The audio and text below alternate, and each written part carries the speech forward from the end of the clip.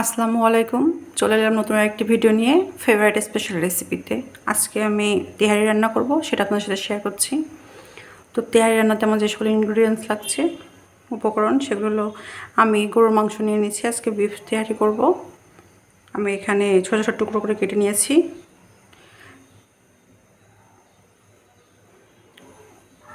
আমি এখানে প্রায় 1 কেজির মতন গরুর মাংস নিয়েছি।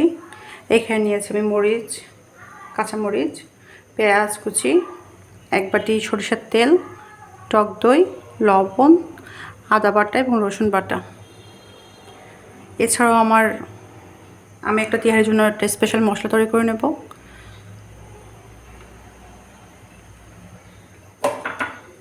তো এখানে আমি একটা গ্রাইন্ডার জার নিয়ে নিয়েছি।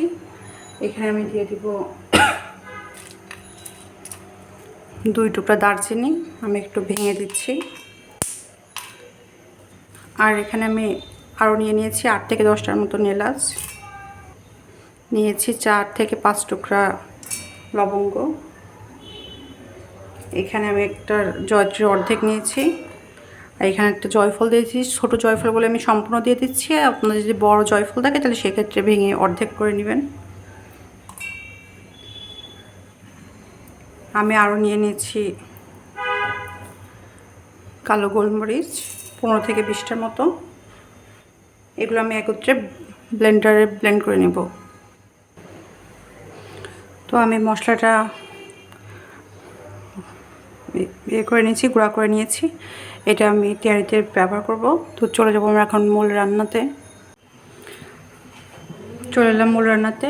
চুলাতে আমি একটা হাঁড়ি বসিয়ে নিয়েছি, চুলা অন করে নিয়েছি। এখন আমি এখানে দিয়ে দিব 1 বাটি সরিষার তেল। আমি এটা দিয়ে পোলাও রান্না করে ফেলবো একেবারে, চালটাও। তবে আপনারা তেহারিতে অবশ্যই সরিষার তেল ব্যবহার করবেন, তাহলে পারফেক্ট টেস্ট আসবে। এ পর্যায়ে দিয়ে দেবো আমি তেজপাতা, একটু মাঝখান থেকে টুকরা করে নিয়েছি। এ পর্যায়ে আমি অ্যাড করে দেবো 1 বাটি পেঁয়াজ কুচি।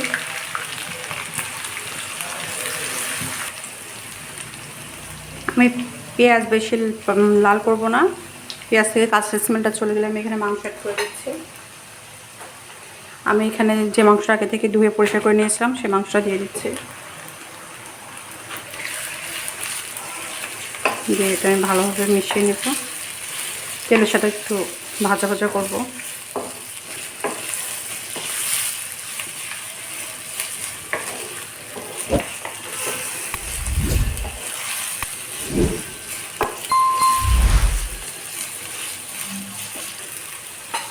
এরপর আমি অ্যাড করে দিব 2 টেবিল চামচ আদা বাটা, আরও দিয়ে দিচ্ছি 2 টেবিল চামচ রসুন বাটা। দিয়ে এটা ভালোভাবে মিশিয়ে নেব।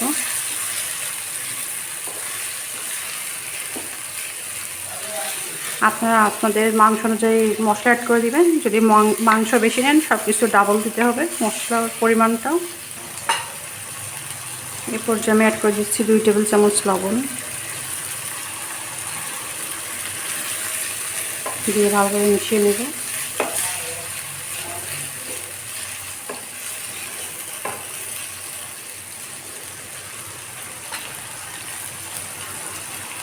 আমি এখানে 2 টেবিল চামচ টক দই নিয়েছি।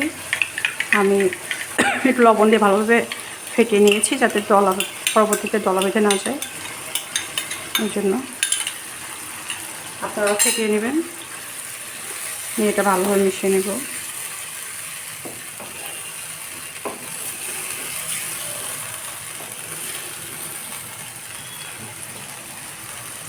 এই পর্যায়ে অ্যাড করে দিব আমি আগে থেকে যে মশলাটা করে নিয়েছি তেহারির জন্য, সেই মশলা দিয়ে দিচ্ছি।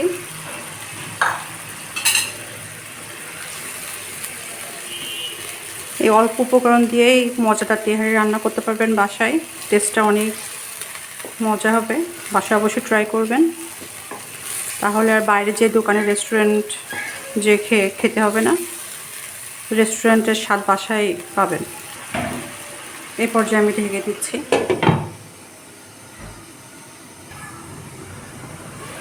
এই পর্যায়ে দিয়ে দিচ্ছি আমি সামান্য মরিচের গুঁড়া। আমি কাঁচা মরিচ দিব, এই জন্য মরিচের গুঁড়াটা কম দিচ্ছি। আপনারা আপনাদের স্বাদ মতন দিতে পারেন। যারা ঝাল বেশি পছন্দ করেন তারা এখানে ঝালটা বেশি অ্যাড করবেন। তো এটা আমি আস্তে জালে কষিয়ে নিব।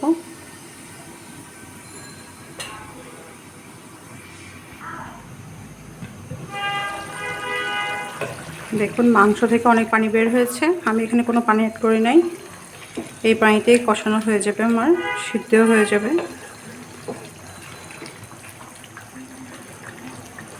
তো এটা আমি আস্তে জালে সিদ্ধ করে নিব। তবে মাঝে মাঝে ঢাকনা খুলে নেড়ে দিবেন, তাহলে মশলাটার নিচে লেগে যাবে না। আমি তেহারির জন্য রান্নার জন্য একটা বোল নিয়ে নিয়েছি, আর এখানে আমি নিয়ে নিচ্ছি পোলাও চাল। আমি যে কাপ মেজারমেন্টের কাপ নিয়ে নেবেন একটা, তাহলে পানি দিতেও সুবিধা হবে, চালটা পারফেক্টভাবে সিদ্ধ হবে, ঝুরঝুর হবে। তো আমি এখানে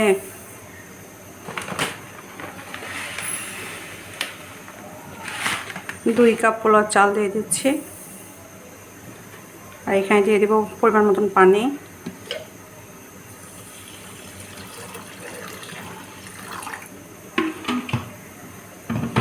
পানিটা দিয়ে আমি 5 মিনিট ভিজাতে রেখে দেব, ভিজতে চালটা। তারপর আমি ভালোভাবে ধুয়ে নিব 2-3 বার পানি পাল্টিয়ে।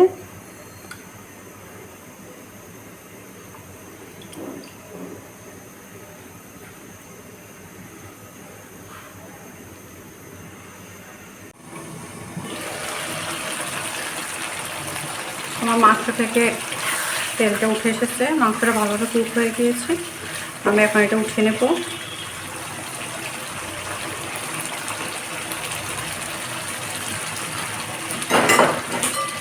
আমি এখন একটা বাটিতে এটা উঠিয়ে নিচ্ছি।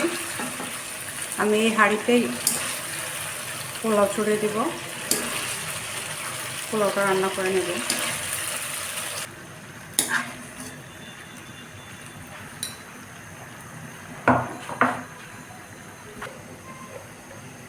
তো আমি এখানে সামান্য তেল অ্যাড করে দিচ্ছি। এ পর্যায়ে আমি চাল অ্যাড করে দিচ্ছি, যেটা পানি ধরতে দিয়েছিলাম।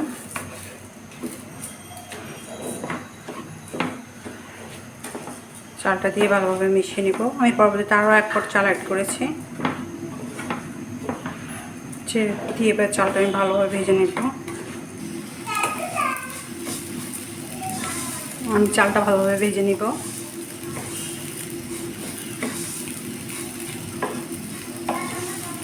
তবে বেশি ভাজা যাবে না, যাতে চালটা লাল হয়ে যায়।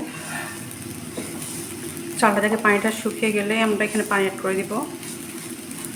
তবে পারফেক্ট পোলাও রান্না করার জন্য পানি অবশ্যই যতটুকু চাল নেবেন, যে কয় পট তার ডাবল পানি দিলেই পানি অ্যাড করে দিতে হয়, তাহলে সুন্দর ঝরঝরা পোলাও রান্না করা যায়। তো আমার চালটা ভেজে নেওয়া কমপ্লিট। এ পর্যায়ে আমি পানি অ্যাড করে দিব। আমি যে কাপে চাল নিয়েছিলাম আমি সেই কাপে পানি অ্যাড করে দিব।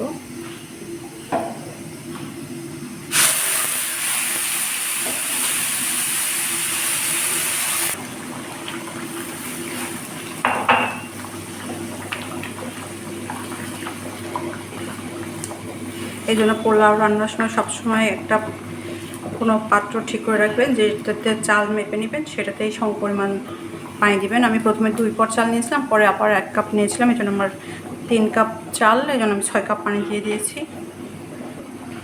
এখানে আমি লবণ অ্যাড করে দিব। মাংসে লবণ আছে বলে আমি এখানে লবণটা একটু কম দিচ্ছি, পরে টেস্ট করে নেবেন আপনারা, তারপরে আবার লবণ অ্যাড করে দেবেন। পোলাওয়ের পানিটা অনেকটা টেনে নিয়েছে। এই পর্যায়ে আমি মাংসটা অ্যাড করে দিব, তাহলে চালের ভিতরে মাংস ফ্লেভারটা, মশলার ফ্লেভারটা অনেক ভালোভাবে প্রবেশ করবে। এর জন্য দিয়ে এটা আমি ভালোভাবে মিশিয়ে নিব।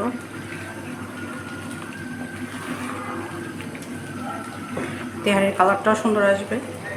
আপনারা অবশ্যই এই পর্যায়ে মাংসটা করে দেবেন, হালকা পানি থাকা অবস্থায় দিয়ে ভালোভাবে মিশিয়ে দেবেন। পর্যায়ে আমি অ্যাড করে দেবো কাঁচামরিচ। আমি এখানে 4-5টি মতন কাঁচামরিচ নিয়েছি। আমি 2-3টা মাঝখানতে ভেঙে দিয়েছি যাতে কাঁচামরিচের ফ্লেভারটা ভালোভাবে বের হতে পারে। এই পর্যায়ে আমি একটা ঢাকনা দিয়ে ঢেকে দিব।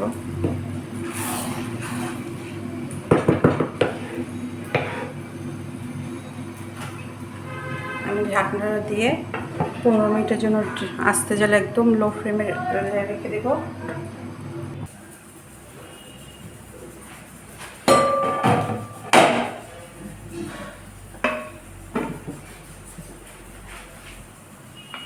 এই পর্যায়ে আমি 2 টেবিল চামচ কেওড়া জল দিয়ে দিব, দিয়ে এটা ভালোভাবে মিশিয়ে নেব। অলমোস্ট আমার হয়ে গিয়েছে। আমি আর 5 মিনিট রেখে দিব।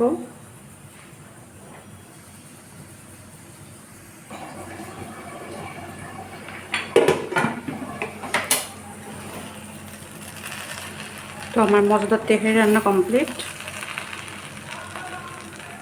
আমি যেভাবে রান্না করেছি আপনারা বাসায় এইভাবে রান্না করলে অবশ্যই রেস্টুরেন্টের স্বাদ বাসায় পাবেন, মজাদার তেহারি তৈরি করতে পারবেন। তো অবশ্যই আপনারা বাসায় একটু ট্রাই করবেন।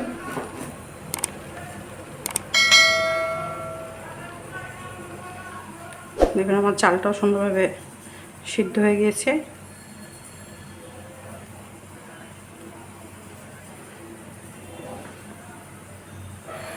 তো আজকে পর্যন্তই। সবাই ভালো থাকবেন, সুস্থ থাকবেন। আর ভিডিওটা ভালো লাগলে লাইক অ্যান্ড সাবস্ক্রাইব করে দিবেন। আল্লাহ হাফেজ।